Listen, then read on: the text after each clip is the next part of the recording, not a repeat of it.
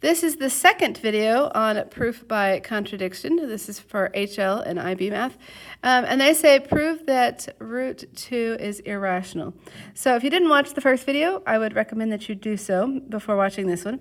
So we're going to assume that root 2 is rational.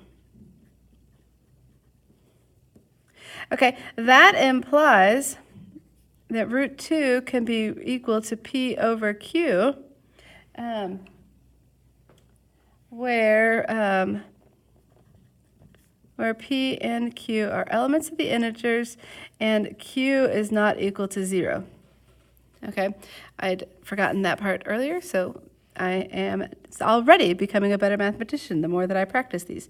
Okay, so then the next thing is, if this is true, then this would imply we could have root 2 times Q is equal to P. Actually, before I say that, where P, Q, and Q are integers, Q is not equal to 0, and P over Q is a reduced fraction.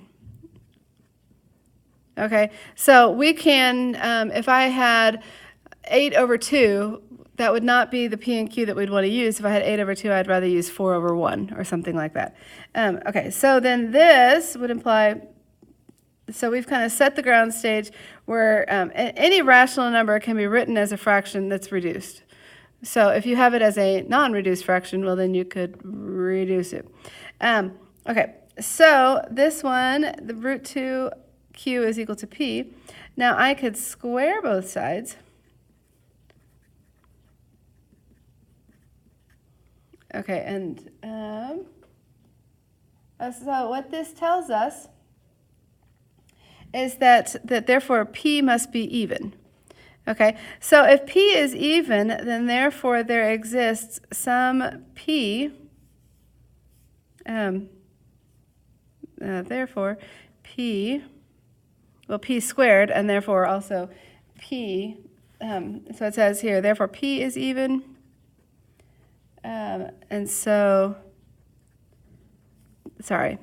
See, you got to practice these because I'm a little less confident than I am on some of the material I teach. Okay, P squared is even. Notice that P squared is equal to something times 2. And so if P squared is even, P also must be even. So P is even. Therefore, we could say that let P equal to K because it's some random value K. It's 2 times some number if it's even. Okay, for K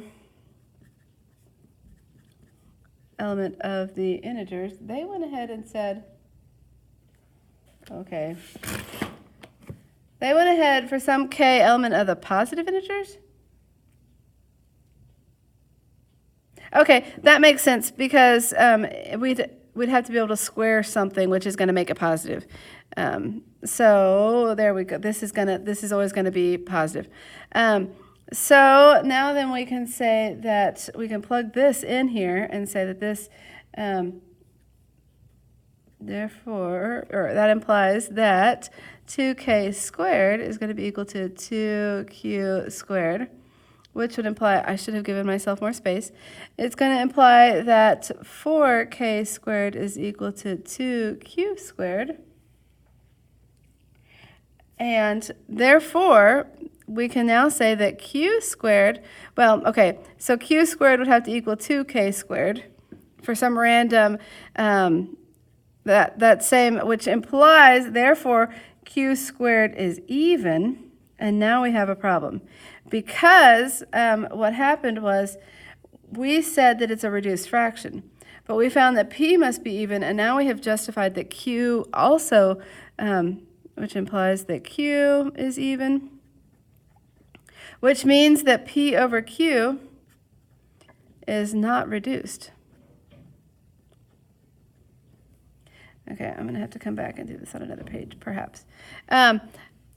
So this one, so P over Q is not reduced. There's our contradiction. So I remember in one of my classes, somewhere along the way, we would write C with an exclamation point to mean contradiction. I don't know if that's universal. I just think it's kind of cool. Thus proving that our statement, our initial assumption must be false. Thus proving that root 2 is irrational. Okay, so these take some practice to get the hang of. Let me see if I can think through this one a little bit more clearly. We assume that it's rational, so we're assuming the opposite. Then, if it's rational, we can write it as a fraction, where P and Q, not only are they integers, Q is not 0, but it's a reduced fraction. Okay, so then that would imply, so we can work from here, then we can multiply both sides by Q. We squared both sides, and we found that P needs to be even. Okay, well, so if P is even, then I can plug that in for P. I switch sides, which would then imply that 4K squared is equal to 2Q squared, which then tells us that Q squared must be even, which means that Q must be even. So if they're both even, then I could have divided out the 2, and I didn't leave it as a reduced fraction. Okay, so that's our contradiction.